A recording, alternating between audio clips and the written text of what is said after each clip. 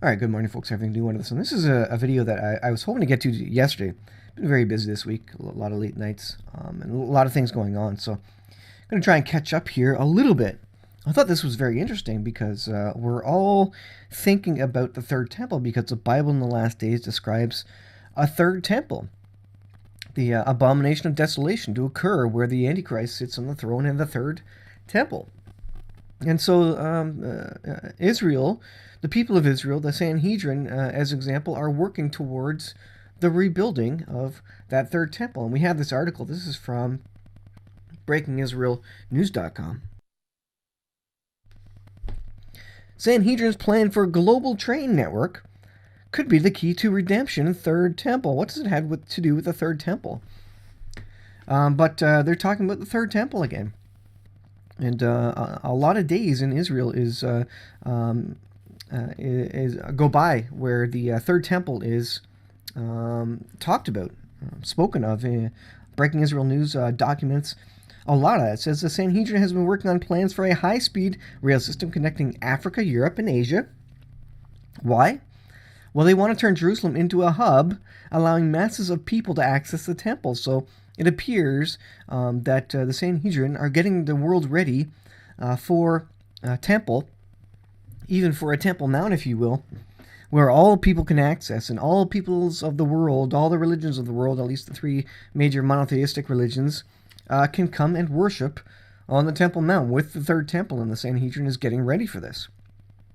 The plan was initially conceived by Rabbi Hillel Weiss, the spokesman and member of the Sanhedrin, in 1981, and presented to the Israeli Minister of Transportation. The plan focused on Israel as a land bridge connecting Europe and Africa. Now, there is speak about this in the Bible, about there being roads built and being a land bridge, being an area of travel for the Middle East.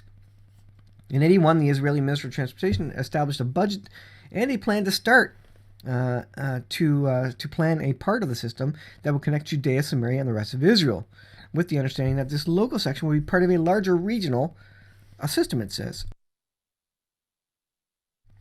Due to political considerations and international pressure on Israel concerning Judea and Samaria, the plan was delayed but not abandoned. It goes on here. The benefits from a plan for a regional railroad are so clear and obvious that in 2005, RAND Corporation suggested a 140-mile long high-speed rail system to connect Gaza to Ramallah. And now, certainly, this is something that the world could get behind, wouldn't it? Something that would connect Gaza, Ramallah, all parts of Israel, and take people straight to the Temple Mount. The estimated cost for the first 10 years of operation was estimated to be $33 billion, and $6 billion of that to build the rail system.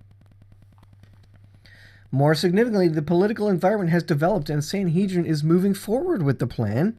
The biggest obstacles to the global rail network is not money or technology. The biggest obstacle is political cooperation between nations.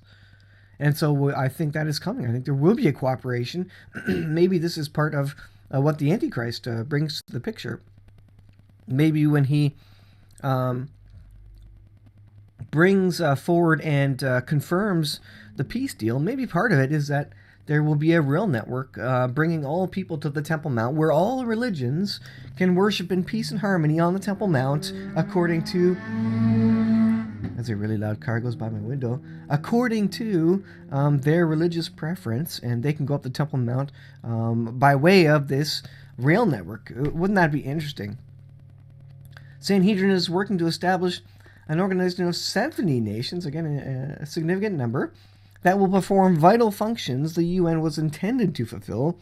To this end, the Sanhedrin hosted a World Creation concert in September, at which delegates from 3 South African countries officially signed an agreement to work to establish this quote-unquote New Jerusalem. Remember, the Bible speaks about a New Jerusalem as well. Certainly not the Jerusalem that they're thinking about. The Sanhedrin has already discussed the global rail system with other nations.